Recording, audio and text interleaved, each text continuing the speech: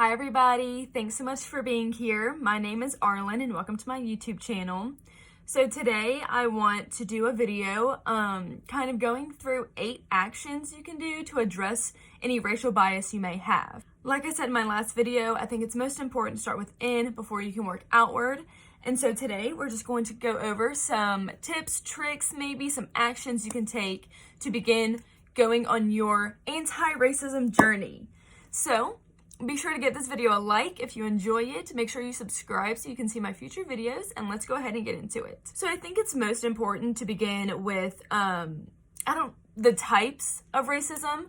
They're probably terms you've heard before, so they won't necessarily be new. I do have the definitions here next to me, so I want to read them verbatim just to make sure all of the accurate and appropriate information gets relayed back to you. And before we really get started, I want to take the time to say this is by no means an accusatory video. I want this to just be used as an educational tool. So please don't take anything offensively. I'm just trying to be helpful and put out some tips that I think you could benefit from. So I'm sure we've all heard of overt racism, but in case you don't know what that is, I have the definition here and I'm going to read that to you. It says overt racism or explicit racism is the intentional and or obvious harmful attitudes or behaviors towards another minority, individual, or group because of the color of his or her skin. So it's kind of like the obvious acts of racism. You can look at it and know that is racist. So something that's a little bit harder to detect is covert racism. So that is defined as racial discrimination that is concealed or subtle rather than obvious or public. So there are 2 more little things attached to this definition that I saw online that I wanted to mention that I think will be beneficial while going through this video. So the first one says, a key feature of covert racism is that its disguised nature allows perpetrators to claim plausible deniability and to essentially gaslight their victims. That is to deny that the act was racist and undermine any claim of harm. So I feel like as white people, we can frequently do this. Maybe we don't technically know that something is racist, or it's not like so outwardly racist that we can say, no, like you just took that the wrong way, and kind of make people of color feel silly for being upset about something when really what we've said was racist.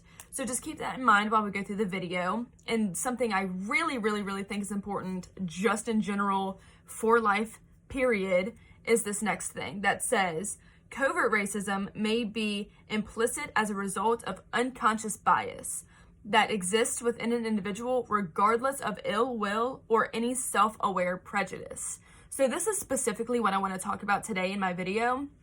It's racism that we don't even know that we have. As white people, I think we are definitely like bred and born into racism 100%. It's not our fault. It's not necessarily our parents' fault. And so I want to go through these actions, these tips today to uncover that covert racism and begin to rid that from us. So in hearing these 8 tips, it will probably be the most helpful to do them somewhat comprehensively, to go through all of them in some way or another, to cognitively work on them throughout your day. Yes, you can pick 1 or 2 and work on them here and there. However, but I think to have the best results, you will get that by actively using these tools each day. So action number 1, maybe is a little bit controversial. If you're watching this video, I think you already understand that racism is still alive and well today. But step number 1 is to acknowledge racism exists. There are so many people that still walk blindly, not believing in racism, not thinking that it's real, not thinking that it's prevalent every single day. It is, unfortunately. People think because we have racial discrimination laws and we've had a black president that racism is just magically gone.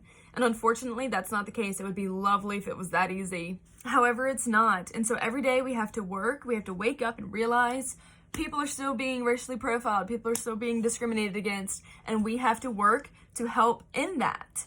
So another little side tip, another little side note to go along with this one is consciously deciding, as I've mentioned, waking up every day and deciding to be egalitarian.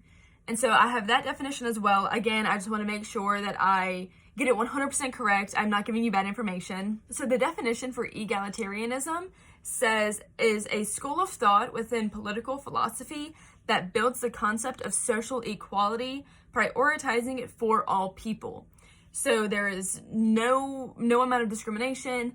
There's, you're not discriminated against for race, for gender, for sexuality, for religious views, none of that. It's just pure, true, genuine equality. So consciously making the effort to have that equality mindset, to wake up every day and decide that you are going to treat every single person as the same. However, before you can do that, you have to know what your bias is, what your biases are, and how to address them to combat that.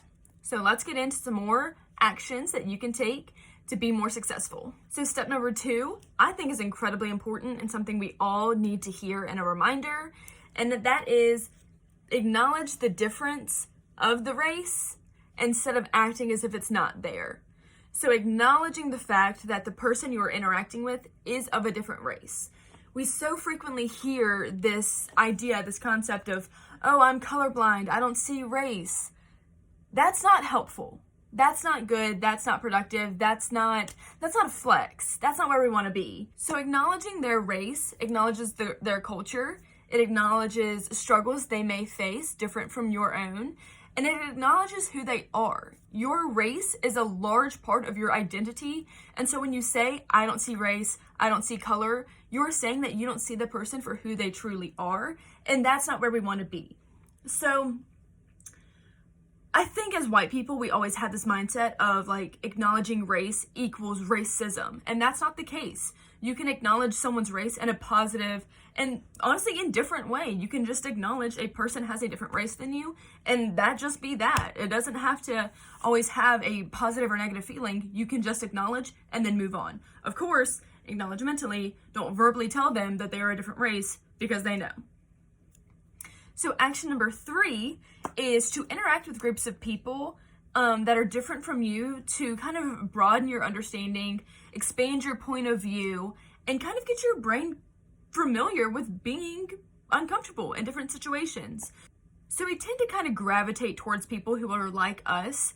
So making the cognitive effort to kind of branch out and maybe not now because quarantine, COVID, be safe, kind of branching out and finding social situations that would typically make you uncomfortable, finding a group of people that maybe you wouldn't have much in common with, maybe finding a new hobby that is something you're kind of interested in, but not really. It can help you find a new, maybe group of friends, a group of acquaintances, whatever the case may be, that you can kind of expand your point of view. That's what this is all about, is thinking from a new perspective and having these uncomfortable situations is an excellent way to grow. So step number 4 is going to be a bit different. And that's, naturally we kind of focus on the differences we have within someone else. And this time we're going to focus on the similarities. So even if the person is of a different ethnic background, race, whatever the case, I know primarily we're talking about race here, but it can be used for anything. So even if the person is of a different race, you can still find similarities.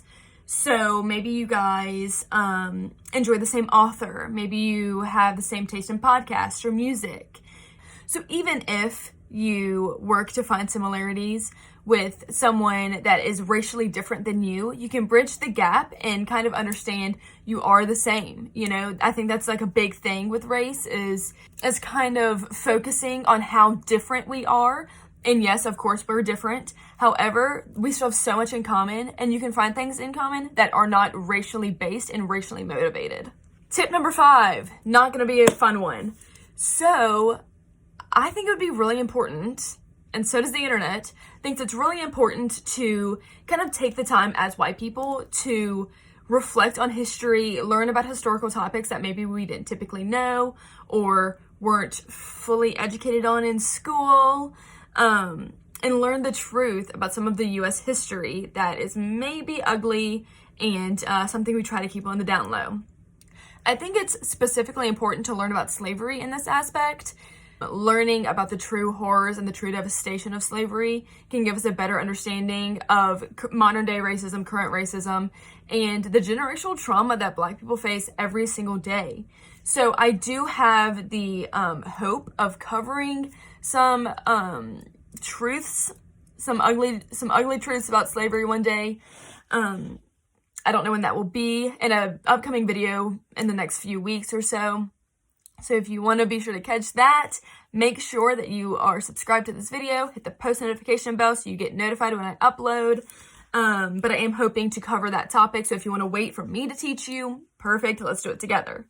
So action number 6 is going to be take a test to identify your biases.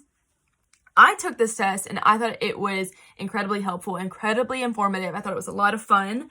I was really nervous going into it.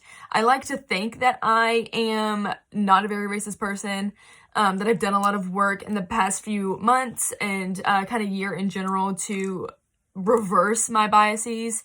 And I'm fairly satisfied with my score. Obviously, any form of racism is not appropriate and needs to be eradicated. So I took this test earlier today. It was really easy. It's super short. It's not very long. And it's fast. So what they want you to do is do it as fast as possible, so your brain doesn't have time to process like what should be socially acceptable and what should not be. So you do it really quickly. The hardest part is when they change the keys on you and now you have to process like which key you're supposed to be doing for what. So that definitely trips you up, but I definitely think it's worth taking the test. If you do end up taking it, I have a link down below. Let me know if you've taken it. You don't have to show your score because I know that can be personal and kind of upsetting, but it's a beautiful, stark view of where you sit, where your biases sit, and an excellent starting place. So I recommend taking it, and let me know if you do too. So action number 7 is definitely a difficult one, and that is speaking out against negative and racial language. So if you're having a conversation and you hear someone say something racist, something that you perceive as racist, take a step back and say, oh, I'm so sorry. This is how I heard that sentence. Is this how you meant it? And maybe they'll be like, oh my gosh, no, I'm so sorry. Like, I had no idea that's how that sounded. And maybe they'll be like, that's not what I said. And in that case, you need to stand up for that racism. You need to stand out against that racism. So this reinforces within you the standard that tolerating racism is not going to be a thing that you do. You're not going to sit quietly by and accept these racial comments, whether it's a friend, a coworker, a family member. You need to be sure to stand up and address the inappropriate comments being made. And this is difficult. It can be really hard. It can be really intimidating. So it takes the pressure off of targeted communities like Black people, like Hispanics, other minorities. And this is an excellent time to remind you that it is not the job of people of color to educate white people on racism. We need to take the opportunity to educate ourselves. We need to take the initiative to learn on our own and educate other white people, because it is not the job of people of color to educate us. They did not create this problem. We did, and it's our responsibility to rid the world of it. So if you hear a racist comment, first, make sure they understood that it was racist. If they did not, educate them and let them know, hey, that's not appropriate. And if they did know it was racist, let them know, we're not playing that game here, honey. Again, another video idea I have is to make a video on how to address your racist friends, your racist family members. It's not easy. It's not fun. It's definitely scary. It's definitely intimidating, but it is so necessary. It needs to be done. And sometime soon, I'll have a video on that as well, so stay tuned. And my 8th and final action is to enroll in a diversity course. So I have some links down below of courses that you can take that are free, online courses. So it can expand what you view as racist. As white people, we obviously have so many unconscious biases that it would be impossible for us to already know them all. So if you want to check out the courses down below, there are so many to pick from. They have them on women and LGBTQ+. They have, of course, like racial diversity classes. They have, even classes for like the workplace, or like if you're in leadership, things like that. So there's so many classes that you can pick from. They're all free. They're linked down below. If you click on the links below, it'll take you to a new web page. There'll be a description for the class. You can pick which one you think is the most interesting, and a link for that class. So let me know if you sign up for one. They're definitely to like limit your biases, kind of open your eyes to other racial issues that maybe you didn't even know about, something that maybe you've been saying for years that you didn't even know had like a racist background to it. So I definitely think they'll be beneficial courses. I'll for sure be checking some out. So that's all for me today. I appreciate you all being here, and I hope that you find these tips, these actions helpful. Let me know if you take that test. Let me know if you sign up for any courses. Be sure to give this video a thumbs up if you enjoyed it, and subscribe to my channel so you can continue to see my content. I thank you all so much for being here, and I will see you in my next video. Bye!